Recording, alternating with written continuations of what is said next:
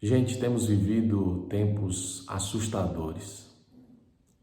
Recentemente você pôde acompanhar pelas mídias sociais uma igreja católica que foi invadida por um grupo liderado por um vereador que representa uma minoria. E ali fiéis que têm o seu direito a culto religioso assegurado pela nossa Constituição foram aterrorizados e nada foi feito no sentido de conter e de parar esse tipo de manifestação e atividade. Acompanhamos também recentemente igrejas sendo pichadas e vandalizadas e vimos que as novas leis que têm surgido, elas têm buscado assegurar direitos e liberalidades a essas classes, essas minorias, afrontando e em detrimento daqueles que guardam um estilo de vida tradicional e buscam viver os princípios bíblicos. Movimentos radicais dessas minorias têm se levantado com a força assustadora e têm atacado brutalmente a família tradicional, os valores e os princípios bíblicos que regem a nossa sociedade desde os primórdios, eu diria até a geração anterior à nossa. Recentemente, mas nem tanto, você também pôde acompanhar nas mídias sociais uma multidão que saiu às ruas, uma multidão de mulheres que saíram para comemorar os seus direitos recém-adquiridos de assassinarem os seus filhos, porque ali havia acabado de ser liberado e autorizado, legalizado a prática do aborto. O casamento homossexual sendo liberado no nosso país, países onde já se podem casar irmãos com irmãos, outros países estão tentando legalizar o casamento entre pais e filhos. E surpreenda-se, há países onde já é liberado o incesto, que é o sexo entre pessoas da mesma família. Eu repito para vocês, temos vivido tempos assustadores. Mas eu confesso a vocês que o que mais tem me assustado e espantado no nosso tempo não é a iniquidade na qual o nosso mundo tem se afundado, mas sim a fraca geração de cristãos aos quais somos contemporâneos. Paralelamente a esses movimentos de minorias, vivemos uma geração de cristãos doentes pelo raquitismo espiritual, apáticos e que assistem com naturalidade esse tipo de manifestações e acontecimentos. Pessoas que têm se conformado com esse século, ao contrário do que nos orienta o apóstolo Paulo e a Bíblia Sagrada. E por conta de questões como a comercialização da nossa fé, charlatanismo cristão, posturas controversas de líderes, da fragilidade do posicionamento bíblico da maioria, estamos vivendo num tempo em que ser cristão virou motivo de chacota e sinônimo de descredibilidade. Mas eu sou de uma época diferente. Eu sou de uma época que o cristão tinha credibilidade. Lembro quando criança que era possível se comprar numa mercearia, fazer compra, ainda que a família estivesse sem recursos naquele momento, mas se ela era cristã, alguém poderia ir na mercearia, comprar o que fosse necessário. Por quê? Porque o dono da mercearia ele tinha certeza que receberia aquele dinheiro assim que possível, porque aquela era uma família na qual podia confiar, era uma família cristã.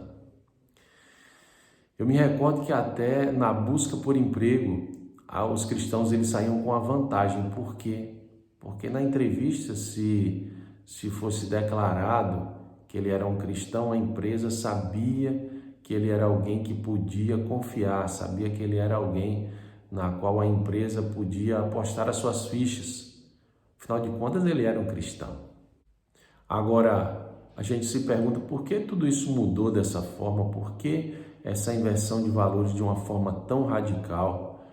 E eu posso afirmar que a culpa disso é minha e a culpa disso é sua, que não nos posicionamos contra a institucionalização do pecado que temos vivido, o pecado que tem agido tentando degradar a criação humana, tentando desmoralizar o primor da criação de Deus, que foi o ser humano.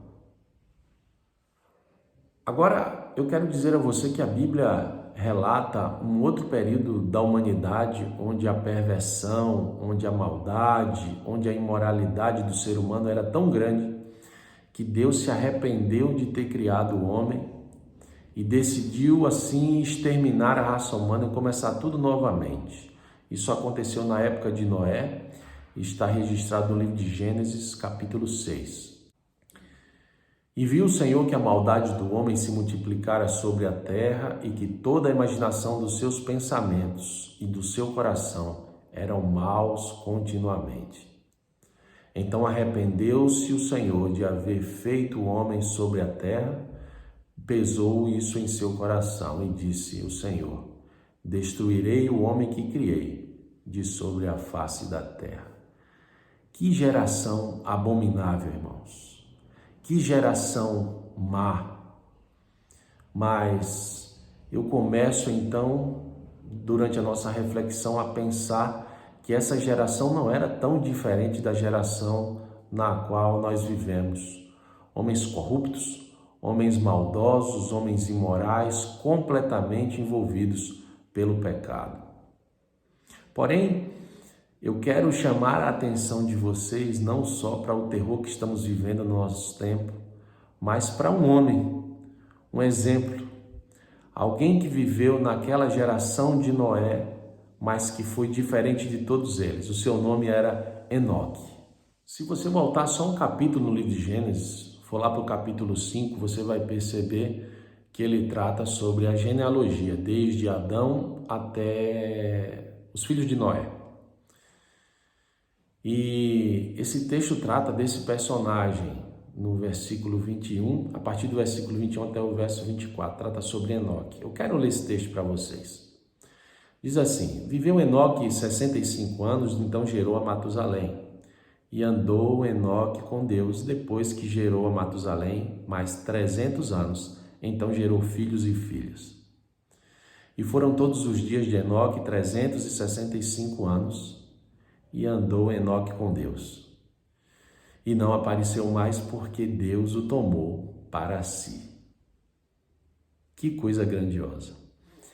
Enoque foi o bisavô de Noé. Era um homem bom e fiel a Deus. E você sabe, a Bíblia registra que os homens viviam muitos anos naquele período e por essa razão, provavelmente, Enoque ele teria o prazer de conviver com seu bisneto Noé, porém, isso não foi possível. Ele foi levado por Deus para si poucos anos antes do nascimento de Noé. E a Bíblia relata, como nós pudemos ler anteriormente, que aquela era uma geração tão má e perversa que Deus não entendeu que aquela era uma geração digna de ter um homem bondoso, temente a Deus, fiel aos seus princípios, como Enoque. Por essa razão, Deus precisou retirá-lo da terra, como diz o texto.